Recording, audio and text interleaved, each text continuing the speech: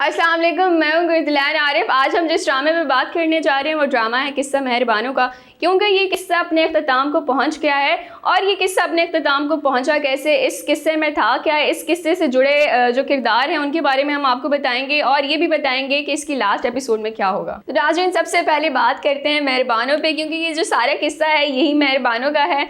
हम देखते हैं कि एक लड़की होती है जो अपने फादर के साथ रहती है, उनकी एक भांजी होती है और हम देखते हैं कि ये 10 साल से किसी के निकाह में होती हैं। अब वो जिसके निकाह में होती है वो बंदा तो उनको मुड़ के पूछता नहीं। अब ये क्यों होता है, हम देखते हैं कि इनकी जो सट्टे वट्टे की मैरिज होती है, इनके जो भाई होते हैं वो अपनी वाइफ को छोड़ देते हैं, जिसकी वजह से जिसके साथ मेहरबानों की निकाह हुआ होता है वो बंदा ना तो उसको डिवोर्स देता है और ना ही रुखसती करके लेके जाता है।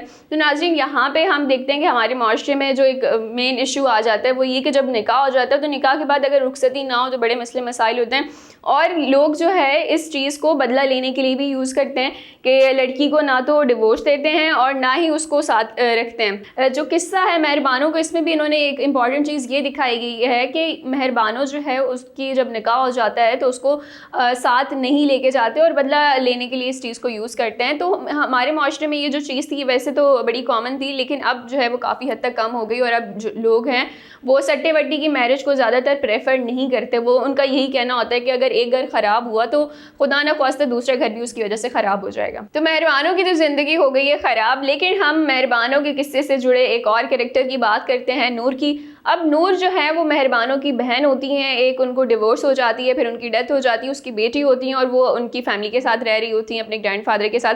फिर हम देखते हैं कि जब मेहरबानों की भी रुखसती हो जाती है और फिर जब इसके ग्रैंडफादर की डेथ होती है तो नूर जो है वो मेहरबानों के साथ चली जाती हैं। फिर वहाँ देखती हैं कि मेहरबानों जो है वो अपने ससुराल में खुश नहीं है और वहाँ पे भी नूर को अच्छे से ट्रीट नहीं किया जाता।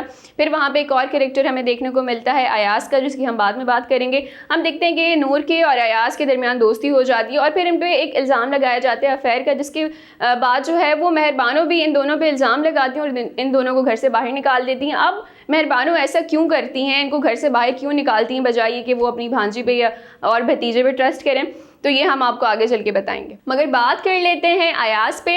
अयास का जैसे मैं आपको पहले बता चुकी हूँ कि वो मेहरबानों का भतीजा होता है। वो हम देखते हैं कि जब मेहरबानों का भाई अपनी बीवी को डिवोर्स देता है तो वो डिवोर्स के बाद उसकी बीवी चली जाती है अपने मायके और वहीं उनका जो बच्चा है वो बड़ा होता है अयास। हम देखते हैं कि अयास को अपने ननियाल में अच्छे से ट्रीट नहीं किया जाता। वहाँ पर उसकी एक मामी होती हैं जो कि मुराद की वाइफ होती हैं, वो हमेशा उसको टीज़ करती रहती हैं और फिर वो जो अयास है वो अपने सारे घर वालों से नफरत करता है। लेकिन जब मेहरबानों वहाँ जाती हैं तो हम देखते हैं कि अयास के दरमियान और मेहरबानों के दरमियान बहुत अच्छा बॉन्ड बन जाता है, वो उनको बहुत पसंद करने लग जाता है। और फिर हम देखते हैं कि जब नूर आती हैं तो नूर के साथ साथ मेहरबानों अयास को भी घर से बाहर निकाल देती हैं। तो नाज़रीन, नूर और अयास को जिसके घर से बाहर निकाला गया वो घर किसका था ये तो हम आपको बाद में बताएंगे, लेकिन बात कर लेते हैं उस कैरेक्टर की जिसकी मोहब्बत की मिसालें दूर दूर तक दी जाती हैं। जी हाँ, मैं बात कर रही हूँ मेहरान की, जो कि मेहरबानों का पड़ोसी होता है, वो उसको बड़ा पसंद करता है, लेकिन इनकी शादी नहीं हो सकती क्योंकि निकाह पे निकाह तो होने से रहा और मुराद जो है वो मेहरबानों को डिवोर्स देने की जगह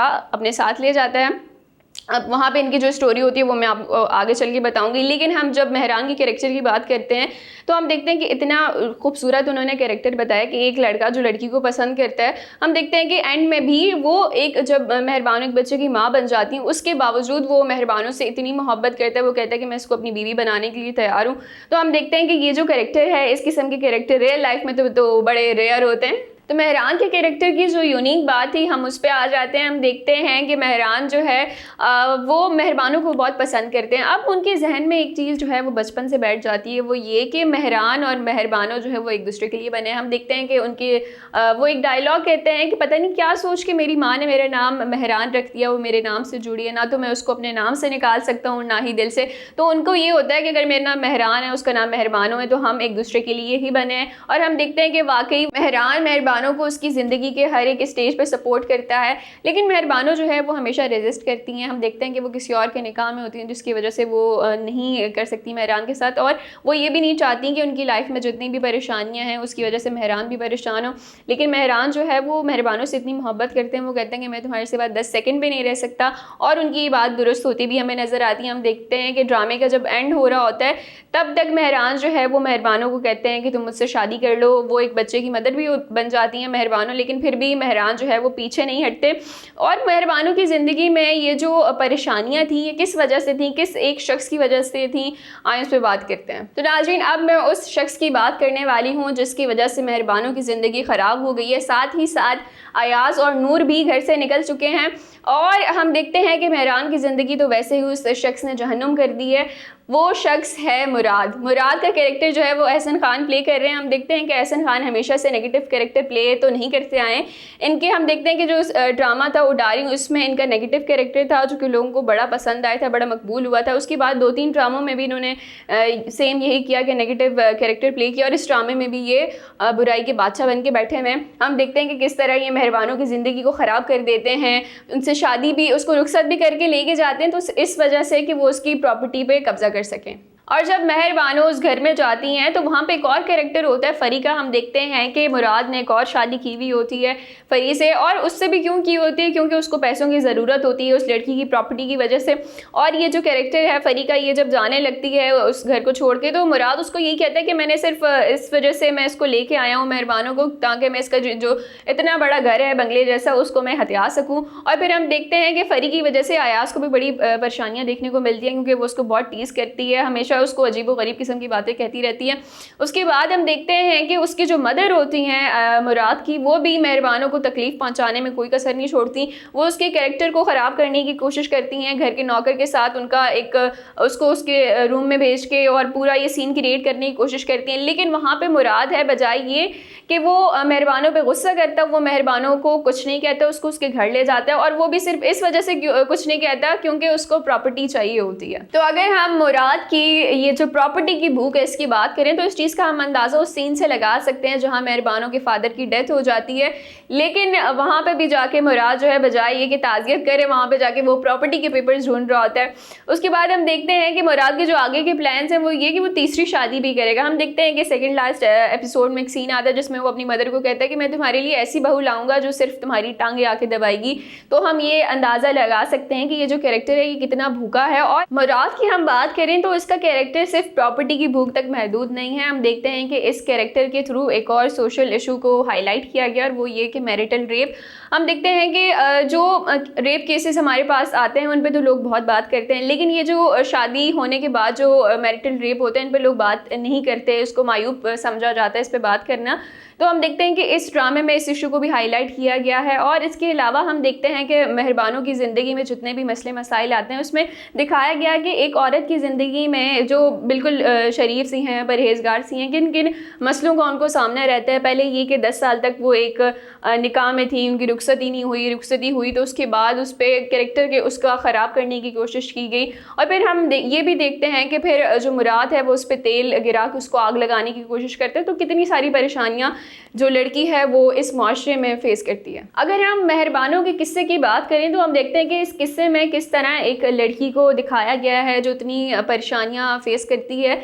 लेकिन अगर कोई भी हम देखते हैं औरत है, अगर वो ख़ुद को पहचान ले तो उससे ताकतवर और कुछ नहीं होता। हम देखते हैं कि लास्ट जो एपिसोड्स हैं उनमें हमें दिखाया गया है कि मेहरबानों ख़ुद जाके तस्लीम करती हैं कि उन्होंने एहसन खान पे गोली चलाई थी अपने शौहर मुराद पे। अब उन्होंने ये गोली क्यों चलाई थी, क्योंकि हम देखते हैं वो कहती हैं कि वो मुझ पर तेल फेंक के मुझे आग लगाना चाह रहे थे और मुझसे मेरा बच्चा छीनना चाह रहे थे। तो मुराद आखिर क्यों उसने तेल गिराया, क्यों अपना बच्चा छीनना चाह रहा था। और ये जो चीज़ है ये हम देखते हैं कि जब मेहरबानों पहले मैंने आपसे जिस तरह जिक्र किया था कि अयाज़ और नूर को मेहरबानों घर से निकाल देती है, उनको रोकती नहीं है। अब क्यों निकालती है, वो इस वजह से निकालती है कि वो चाह रही होती है कि ये दोनों भी घर से चले जाएं और फिर मैं अपना बच्चा लेके आ जाऊँ। ये सारी चीज़ें जब वो मेहरान को बता रही होती है तो ये सारी चीज़ें मुराद सुन लेता है। और मुराद की जो मदर हैं वो मुराद को सजेस्ट करती हैं कि तुम जो है वो अब इसको जान से मार दो। तो वो जब इसको तेल गिरा के आग लगाने की कोशिश कर रहा होता है तो ये सेल्फ डिफेंस में गोली चलाती है।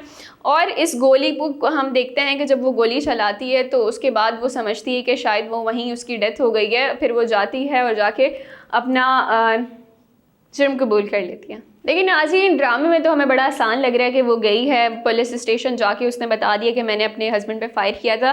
ड्रामे में तो ये चीज़ें बहुत आसान लग रही हैं, लेकिन रियल लाइफ में ये इतना ही डिफ़िकल्ट होता है। जाहिर सी बात है, एक लड़की है जिसके फादर की डेथ हो गई है, उसका एक छोटा सा बच्चा भी है, तो वो कहाँ जाए। तो हम देखते हैं कि वो कितना अच्छा उसका कैरेक्टर है, कितनी वो उस सच्चाई पसंद है। वो देखती है कि उसकी वजह से जब मेहरान सफ़र कर रहा है तो वो खुद ही जाती है पुलिस स्टेशन में और जाके उनको कह देती है कि मैंने फ़ायर किया था। उसके बाद उसका जो है वो केस चलता है। तो नाज़रीन, अगर हम इस ड्रामे की सेकंड लास्ट एपिसोड की बात करें तो हम देखते हैं कि मेहरबानो जो है वो पुलिस स्टेशन में होती हैं अपने बच्चे के साथ, और दूसरी तरफ मुराद को भी पता चल जाता है कि मेहरू ने सरेंडर कर दिया है, वो जेल में है, और वो वहाँ पे जाके अपनी लॉयर को यही कहता है कि मेरा बच्चा मुझे वापस दिला दो और इस औरत को सलाखों के पीछे फेंक दो क्योंकि इसने मुझ पर गोली चलाई है। और फिर हम देखते हैं कि पुलिस वालों के साथ भी इसकी एक बहुत ही फ़नी सी कन्वर्सेशन होती है जिसमें ये कहता है कि आप जो है वो इस औरत को जेल के सलाखों के पीछे फेंकें, क्योंकि इस तरह तो फिर हर औरत जो है अपने शौहर पर गोलियाँ चलाने लग जाएगी। इसके बाद हम देखते हैं कि ये जो कैरेक्टर है इसे सिर्फ ये चाहिए होता है कि रात को कि उसका बच्चा उसको वापस मिल जाए, और वो अपनी लॉयर को भी यही कहता है। जी नाज़रीन, तो हम अगर इसकी लास्ट एपिसोड की बात करें तो हम देख सकते हैं कि मेहरबानो जो है वो जेल में है, वो अपना केस लड़ रही हैं और वो चाह रही हैं कि उनका बच्चा भी उनको मिल जाए, और दूसरी तरफ मुराद हैं जो इसी उसमें लगे हैं कि बच्चा मुझे मिल जाए और मेहरबानो जो है वो जेल में चली जाए। और यहाँ पर हम देखते हैं कि मेहरान भी फुल सपोर्ट कर रहे हैं मेहरबानो को, और उसकी जो मदर हैं वो उसको कंटिन्यूसली मना कर रही हैं मेहरान को कि तुम नहीं करो सपोर्ट, वापस आ जाओ। लेकिन फिर भी मेहरान क्योंकि मेहरबानो को इतना पसंद करता था कि एंड तक वो उसको सपोर्ट कर रहा है। और यहाँ पे हम ये देख सकते हैं कि हैप्पी एंडिंग दिखाई जाए इस ड्रामे की, मुराद को जो है वो जेल में भेज दिया जाए, क्योंकि वो इस ड्रामे में शुरू से एंड तक सिर्फ और सिर्फ मेहरबानों पे जुल्म ही करता आया है, और मेहरबानों की जो है वो मेहरान से शादी हो जाए और इन दोनों की हैप्पी एंडिंग दिखाई जाए। आप हमें ज़रूर बताइएगा कि आपकी क्या राय है इस ड्रामे के बारे में, आप क्या प्रिडिक्ट करते हैं, कमेंट में ज़रूर बताइएगा। आज के प्रोग्राम में इतना ही, फिर हाजिर होंगे नए रिव्यू के साथ। अल्लाह हाफिज़।